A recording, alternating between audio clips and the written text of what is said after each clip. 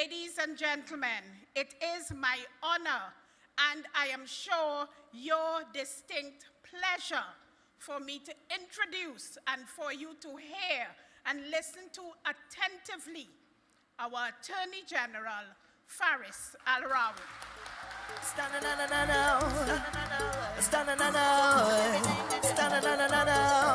Them vampire coming, them sukuya coming. I see them, they coming. They send Obia man for me, but I'm still going strong.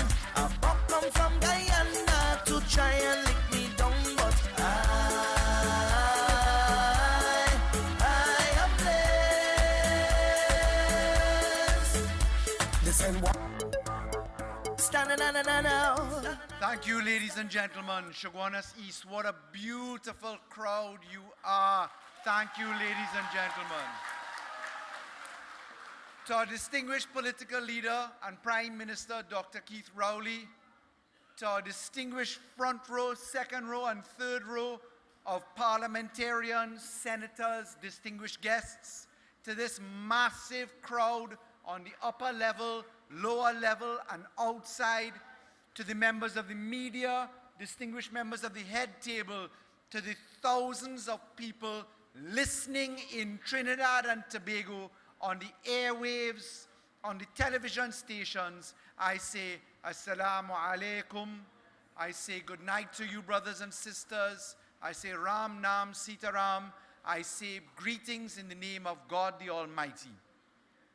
Ladies and gentlemen, we're here to talk serious business as we continue to enter into the public discussion in Trinidad and Tobago as to who we are, where we have come from, what we stand for, and what we desire to be.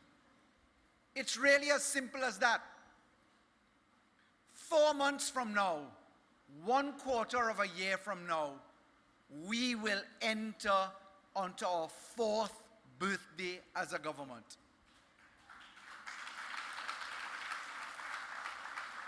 Like any journey of this kind, our story is one that will be told for a very long time. And let me say why. We entered into Trinidad and Tobago's governance cycle watching the expenditure of nearly $400 billion, money flowing like water, projects moving like rain. We watched our country be told that everything was on the right path. We entered in expecting a particular environment, expecting to pick up the reins and to go running quickly out of that starting booth, only to realize Treasury empty, oil price flat, billions of dollars in expenditure to be paid, and then the exercise of what that value for money purchased. And so your government went to work stabilizing the economy, firstly ensuring that we could maintain employment in the public sector. Our country requires $1 billion a month to pay public servant salaries alone. Nothing else. $1 billion a month. And in straightening our path, balancing our ship, making sure we took the right measure, we were each given particular tasks. In my case, the Honorable Prime Minister saw it fit to ask me to hold the office of Attorney General and Minister of Legal Affairs. So tonight, I will account for my role in the government that I form a part of, because this exercise is not I, this exercise is we. And the question being asked is, what have we done and what do we stand for? Let me put this into context quickly. The mission statement that I would wish to leave tonight, echoing in minds, is value. Our value is about not only who we are and what we want to be, but it is what we strive for. And in discounting our opponent's role, the question to be asked is, what have we purchased by way of value? The Office of the Attorney General is a constitutional establishment. Section 76 of the Constitution says that the Attorney General manages effectively, in a very careful way, alongside certain office holders, civil and criminal law. And the population has been asking over and over again of the Office of the Attorney General, can you ensure that by your legislation and by your action that we the people feel safer in our country, feel that there is value for life and property and privacy, but also ensure that there is fairness and balance in accountability. And in coming up with accountability, our government took a very specific rule. We said the definition of insanity is to continue exercising in a particular way over and over again and expecting a different result. And we recognized that it was okay to go to Parliament and raise the fines for firearms and put an extra 5 years for something and an extra 12 years for something. But all of this makes no sense if the criminal justice system does not work. Because how do you ask for accountability? How do you ask for people to be afraid or mindful of the application of the law? How do you put into effect that you will do the time if you do the crime if you never get to a point of guilty or not guilty? And what we did, ladies and gentlemen, was to embark upon an exercise starting off with our criminal justice system.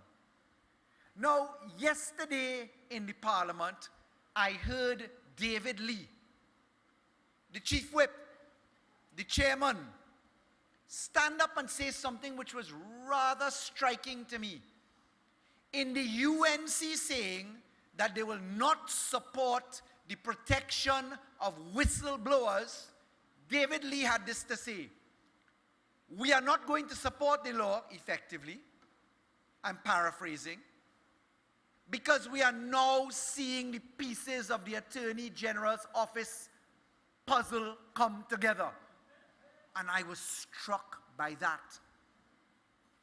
I was struck by the fact that the UNC's rationale, led by Senior Counsel Kamla Prasad-Bissessar, was no support for witnesses, no protection for them, because they now understand the puzzle's makeup.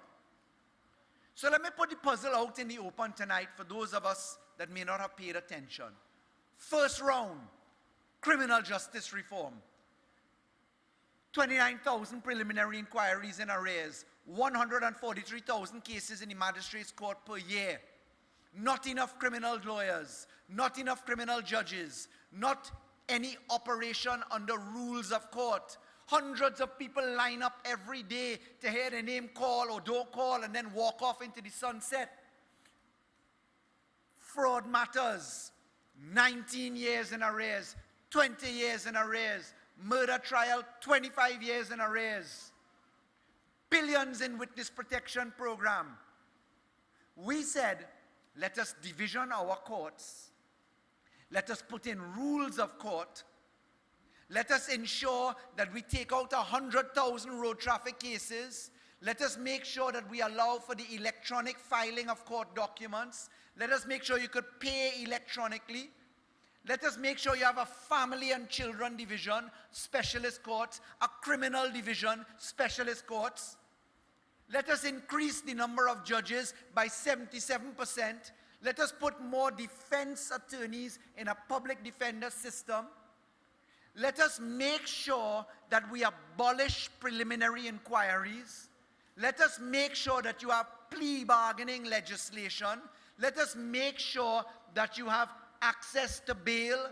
Let us make sure that you have judge-only trials. Sounding familiar? You see, what we were told in the parliament in stage 1, nobody will do a judge-only trial. Nobody will use a plea bargaining agreement. Nobody will respect the rules of court. Nobody wants more judges. Until the chickens start to come home to roost. So second stage, ladies and gentlemen, was the government's anti-corruption program. We started at day 1. We entered into forensic audits. We entered into analysis. You saw the response. Light a fire in Wassa, hide documents somewhere else. We went to work, but we took a very different approach. There was an experiment in this country, which is now coming under analysis. That experiment was called a Pre-Action Protocol Smear Campaign, a PAP smear campaign. Anand Ram Logan, as Attorney General, pioneered a particular course of action. Massive civil litigation, stand up on a platform every Monday morning and make sure to threaten everybody. I can tell you that 8 years later, holding the office that he held now, we are still managing the litigation that he started. The cost of that litigation was a small $1,450,000,000. And the debt that he left behind was a small $200 million on top of that. $1.6 billion to effectively purchase not a single criminal prosecution in Trinidad and Tobago. Not one. And the Honorable Prime Minister said to those of us in Cabinet, we will hold our office with dignity. We will act without fear, favor, malice, or ill will. Either you produce your results or you don't produce anything at all. Let your actions speak louder than your words. And therefore we went into that matrix of follow the money. And what was the UNC's response to follow the money litigation? Let me tell you what the follow the money bills were. FATCA, otherwise known as foreign account bills. What did they do? They opposed it. Secondly, Global Forum, the European version of the American FATCA, foreign accounts in Europe legislation. What did the UNC do? Opposed it. Income tax amendment bill to allow the Trinidad and Tobago Police Service, the Board of Inland Revenue, to prosecute from the information inside of the Board of Inland Revenue matters concerning fraud and complex fraud. What did the UNC do? They opposed it. Proceeds of Crime Amendment, Anti-Gang Law Amendment, and let me tell you what in the Anti-Gang Law we included as a schedule to the Anti-Gang Act. Perversion of the course of justice and money laundering. In other words, if you get 2 or more people engaged in white-collar crime, that is considered to be gang activity. What did the UNC say to that? No. We then went into an exercise of making sure that we accounted for our land titles and our companies. Because where do you hide money? Where does a drug dealer hide money? Where does a criminal engaged in cheating people hide money? You hide money in land, in a business, or in cash. Those are the 3 places you hide it. And what we said was that we would ensure that we would treat with the land side of the equation and the company side of the equation and the cash side of the equation in different ways. FATCA, income tax, gambling, global forum, all of those have to deal with cash, proceeds of crime. On the company side, we said we will introduce something called disclosure of beneficial ownership, meaning who is the real owner of the shares in a company, not the name it is registered in, who's pulling the strings. That's called beneficial ownership. We caused an amendment to the Companies Act to introduce that. And the second part of it was we introduced an amendment to cause a new registry for non-profit organizations. Why? Non-profit organizations are largely excellent bodies with charitable purpose, but a lot of them have the ability to be abused. And so we said that we would push a non-profit organization law. But ladies and gentlemen, it is on the land side that we went to work by ensuring that we had the land package, Registration of Title to Lands Act, Land Adjudication Act, Land Tribunal Act, and the states liability suits legislation. 4 pieces of law to make sure we treated with how land was managed. But one more. There is lying on the Parliament floor right now something called the Registration of Deeds Bill.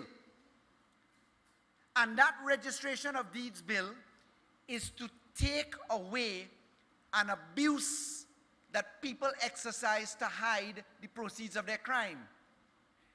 In a situation where you have heard that people may be the beneficiaries of contractors buying them properties or a drug lord buying a property, and they put the property in someone else's name, they are able to escape detection because they hide it in a different way. And this particular law is intended to treat with that.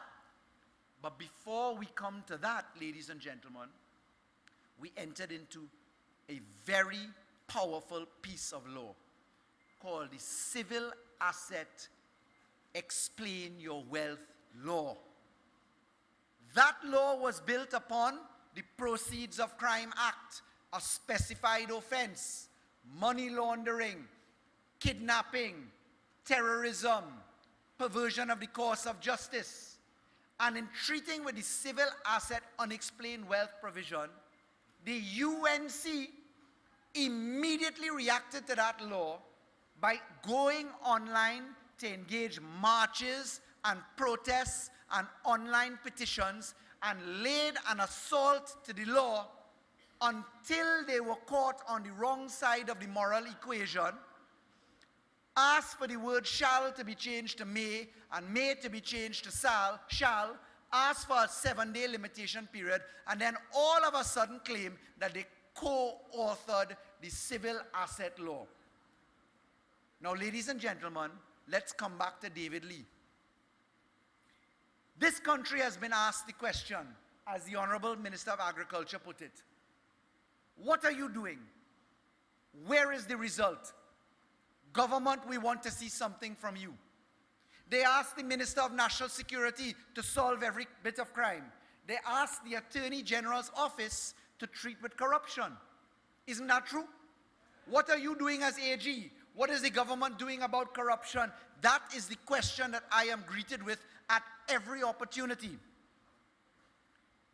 And when the answer comes to the public domain, and when the government is able to indicate criminal justice reform, white-collar crime laws, civil asset explain your wealth laws, on top of 2 very important improvements, 1 in the DPP's office, 2 in the Trinidad and Tobago Police Service, all of a sudden, the situation becomes AG engaging in political witch hunting. But let me explain it a little bit better. We are facing the battle of our lives as a country.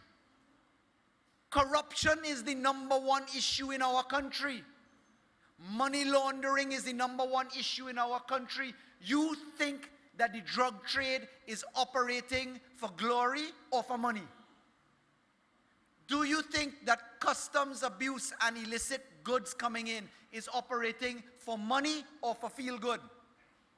Do you feel that tax evasion is any better than murder?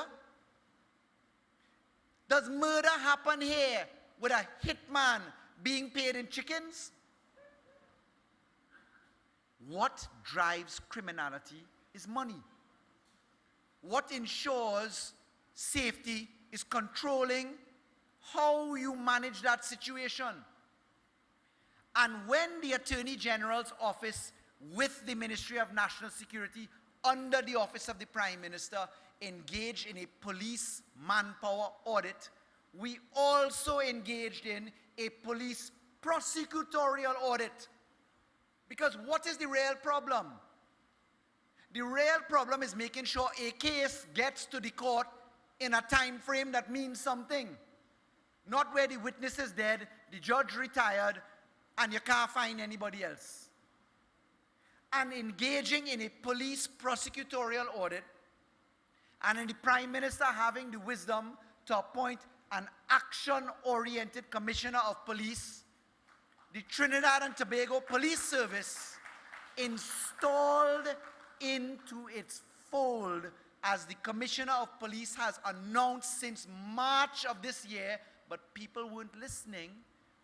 They installed a best-in-class white-collar criminal prosecution unit comprising forensic auditors, forensic accountants, experts from the Serious Fraud Office in the United Kingdom, and expert prosecutors coming from outside of this country, working with the Trinidad and Tobago Police Unit, far away from a government office, under the provisions of the Constitution, Section 123A. And that unit, in conjunction with a DPP's office, where the Attorney General's office, as the line authority for the DPP, gave 80% of our budget to the DPP to make sure the DPP had the finance and structure to work. All of a sudden, David Lee's words started to resonate in the UNC ears, because they were so confident that nothing happening and nobody get charged and nobody have a case to answer, that they weren't busy preparing to make sure that laws were coming along the line and that they had to look twice. But not them alone, ladies and gentlemen. Our laws are not for the UNC. They are for Trinidad and Tobago, and they apply to us. And when we come to the Parliament of Trinidad and Tobago and say, as we have, bring a civil asset, explain your wealth law, apply it to the PNM government first. Bring a whistleblowing protection law, apply it to a PNM government first. Let me explain that. You remember in the period 2010 to 2015, every Monday morning was a scandal on everything. Who pinching who thieving who asking for what. Life sport, ladies and gentlemen. Life sport was a $1 billion corruption aspect under investigation where murder happened in this country. People shot dead in their bed. Then Minister of National Security Gary Griffith at war with his own government over life sport. And in that structure, where are witnesses? Where are you going to court if you don't have information turned to evidence? And how does evidence come about if you don't have somebody to tell the story who can be protected? And our government has brought two critical pieces of law. One is in the Senate. It's called the Evidence Amendment Bill. And one was defeated yesterday by the direction and control of Kamla Persad-Bissessar, where she said to Trinidad and Tobago as senior counsel, no protection for whistleblowers. Because the whistleblowing protection law is designed to give you a defense from prosecution in the criminal law, the civil law, and in the industrial realm. But ladies and gentlemen, pay attention to the Senate, because the Evidence Amendment Bill does some very important things. Number one, it allows for something called witness anonymity. What does that mean? A witness can, with the approval of a judge, give evidence without being known. Very carefully so, very strictly supervised as they do in other countries. Secondly, we allow for special procedures. The witness may be known, but the witness is kept in a remote location. Thirdly, we allow for evidence by CCTV camera, because you can faster catch something on camera than you can otherwise, but we have to go through the rules of hearsay evidence. Fourthly, we allow for attendance by video conference. Now, let me ask you this, ladies and gentlemen. Don't you think that in this white-collar crime atmosphere, in this murderous atmosphere in our country, that witnesses deserve a fighting chance? Can everybody go into witness protection? No. Do people want to go into witness protection? Not necessarily so. There was a lady murdered recently, described as a state witness. That lady, God rest her soul, and prayers with her family, was not in witness protection. But ladies and gentlemen, the description of patriotism given to us by Mrs. Prasad Bisesa is no protection for witnesses. And their rationale, coming from the mouth of Ramona Ramdial, say no to political persecution. Let me ask you this. So just because certain people from a political party are before a court of law on evidence, and I won't go much into this, where an independent office called the DPP's office and the Trinidad and Tobago Police Service say to them, look, take your day in court. I make no pronouncement, ladies and gentlemen. There is due process.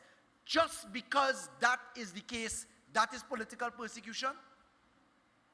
Just because? The question is this: did the Prime Minister not say to the country that by the hand of senior counsel appointed for this government, AV drilling was also in the fold of the DPP and the same TTPS? Analyze that situation. Explain that situation. All of us stand ready. But I was telling you, in respect of whistleblowing, it is a sitting government that is usually the target of whistleblowers. So when we come forward and say to the country, bring whistleblowing law and give these people immunity, who is more likely to be in the dance of the subject of whistleblowing if not a sitting government? Who? Which government in their right mind, interested in self-protection from wrongdoing, would bring about whistleblowing protection law? Which government? This means we subject ourselves to every state enterprise, every ministry, every government department being the subject of giving protection to whistleblowers. We brought that bill with a 3/5 majority where there was none before. And you know, ladies and gentlemen, that Mrs. Prasad Bisesa constantly says, you have a strategic attorney general who will remove 3/5 majorities, who is a tactical attorney general. Not every law needs to come with a special majority. It happens only if you need it. And if you abandon the clauses that don't need a special majority, well, then it's simple. And that's what we were compelled to do when the UNC refused to support the Trinidad and Tobago Police Service having access to income tax information. Because that information is government information, meaning government members are subjected to it, as well as the rest of Trinidad and Tobago. So, ladies and gentlemen, what is our value as I come to an end? What do we stand for? The UNC mantra and motto right now is let's get TNT working again. My question to us as a nation is, working for who? Who do they want this country to work for if they don't want witness protection, whistleblowing protection, evidence anonymity, white-collar crime pursuit, civil asset forfeiture, unexplained wealth, and a court system that works?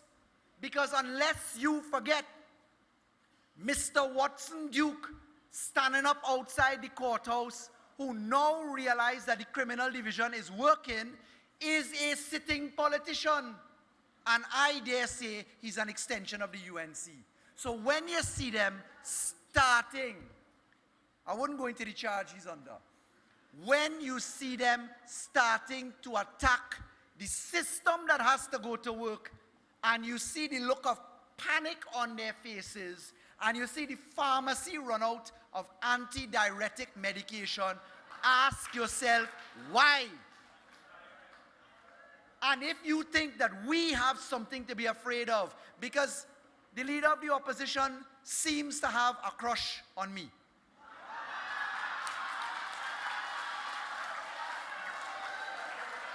The Prime Minister has dealt with that. I won't go too far in that. I'll take it as a compliment. But you don't need to call my name all the time. Because I could call my name by bringing laws for all of us, which will take care of me. That is how we govern this law. Any law brought by this government applies to Dr. Rowley, Mr. Rambarat, Faris Al Rawi, John Public. So if we have no problem with it, oh God, oh Lord, have a little shame. Ladies and gentlemen, I want to tell you something. If you think the office of the Attorney General, as it has been manned by Stuart Young, Fitzgerald Hines, and Faris Al Rawi, have been sleeping, think again. If you think that the National Security Council has been asleep at the wheel, then think again. If you think that you have seen the extent of what is to come, then think again. All that I can tell you is that the law will be applied without fear or favor, malice or ill will. And we have behaved ourselves in the manner in which we engage. Look, ladies and gentlemen, it gives me no pleasure to see anybody in a difficult circumstance. Genuinely.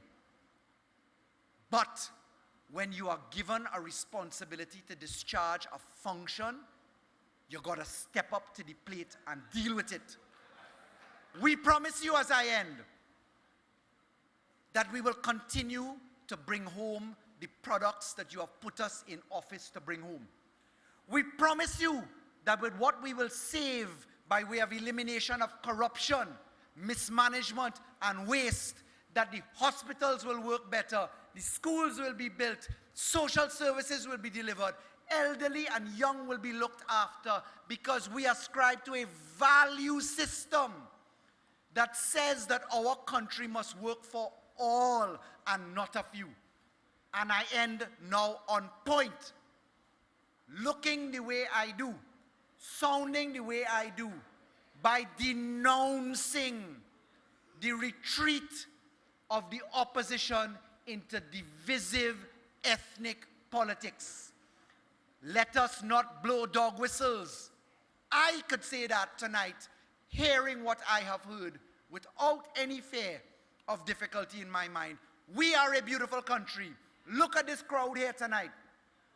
Look at the intelligent, multi-ethnic, disciplined crowd that a political party can bring out. And understand that there is value in exactly that. Say no to any form of divisiveness and speak up when you know what is happening. Ladies and gentlemen, rest assured, more to come, no sleep, plenty effort, and great is the PNM.